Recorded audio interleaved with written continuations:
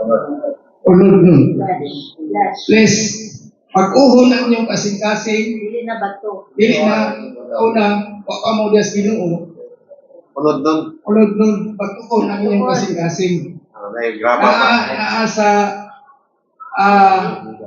pamalikas, isyo, sa tanan ng kalibutan na inyong tanan, inahimo. Kaya ang inyong kasing-kasing, Bumok.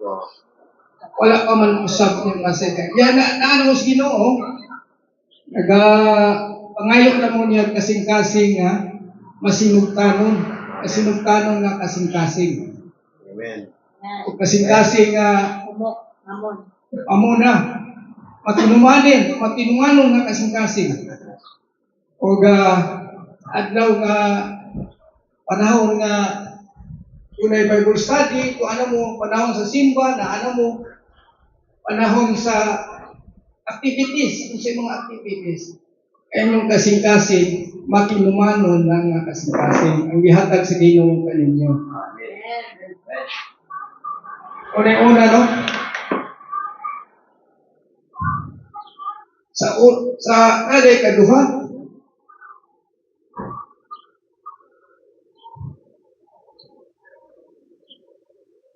o dili na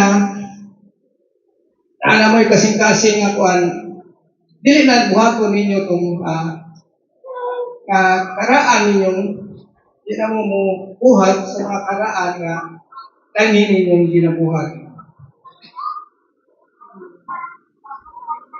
Arita sa Hebrews 12 verse 1.